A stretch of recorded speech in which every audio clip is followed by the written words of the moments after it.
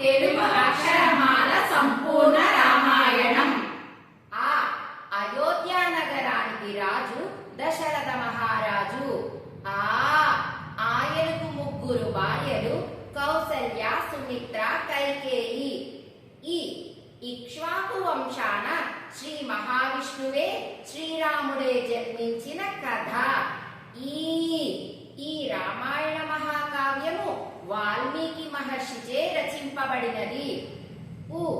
ఉడుత భక్తికి మెచ్చి ముక్తి నొసంగిన పరమాత్ముని దివ్య గాథ.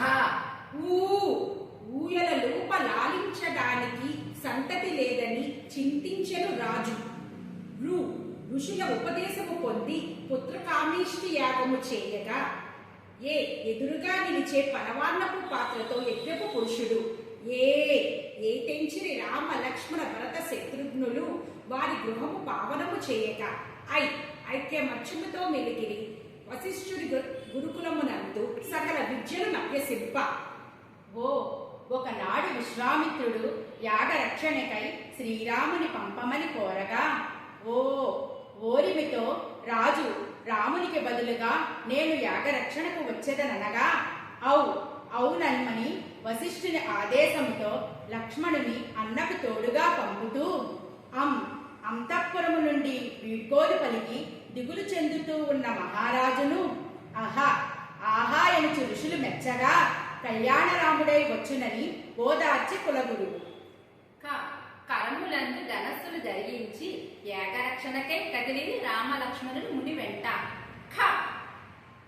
కలువైన మారీచ సుబాహులను తరిమి తాటికిని వదయించి యాగరక్షణ చేయగా గగనాన విలుల వానలు కురియగా అహల్యకు పాదస్పర్శతో శాప విమోచనం కలిగించి ఘనకీర్తియసుడైన జనక మహారాజు నిధులకు తరలిది స్వయంవరం తిలకించగా చక్కని చుక్క జానకిని చేపట్టి శివధనుసును ఎక్కుపెట్టి శ్రీరాముడు గురువు ఆజ్ఞతో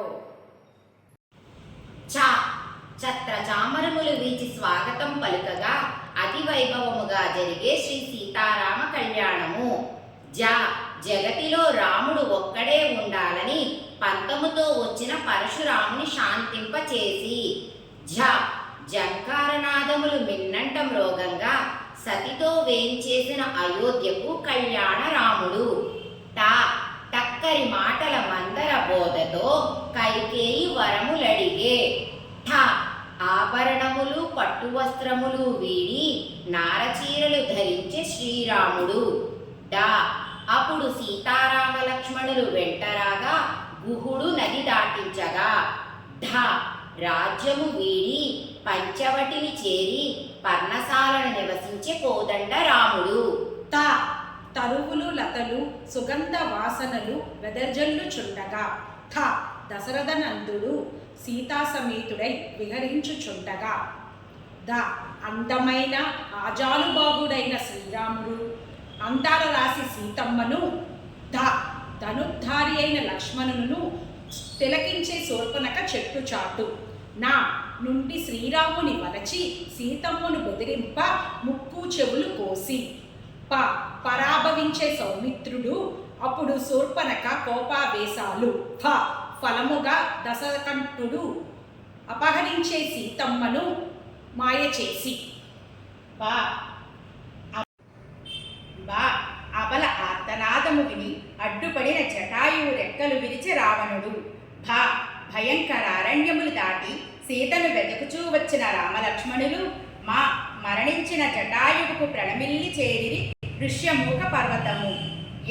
యతి వేషములో వచ్చిన హనుమ తన స్వామిని శ్రీరాముని గుర్తించి ఆదరమును ఆహ్వానించి సుగ్రీవుని చెంతకు చేర్చి సీతమ్మ జాడ తెలుసుకొనుటకై జలధి లంఘించి లంకకు చేరి సీతమ్మకు ముద్రికనిచ్చి నమస్కరించి వలదు శోకము రాముడేతించునని పలికి లంకా దహనము చేసి శరవేగంతో శ్రీరాముని చేరి అమ్మ క్షేమమును తెలిపి వానర సైన్యముతో భీషణ సంగ్రామం సలుప సంద్రంపై వారధి నిర్మించి లంకకు చేరి సమస్త వానర శ్రేష్ఠులు లక్ష్మణ హనుమ సమేతంగా దానవుల సమూహ సంహారం జరిపి దశకంఠుని గురించి అగ్ని పునీత సీతాదేవిని అలా సుగుణాల రాశిని సౌమిత్రి వెంట రాగా చేరెను.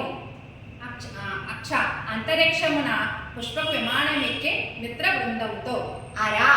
అరమరికలు లేకుండా ప్రజలను పాలించిన అయోధ్య నగర శ్రీ సీతారామచంద్రమూర్తి పాదములకు సాష్టాంగ నమస్కారములు, శతకోటి ప్రణామములు. తెలుగు అక్షరమాల సంపూర్ణ రామాయణము. జై శ్రీరామ్, జై శ్రీరామ్, జై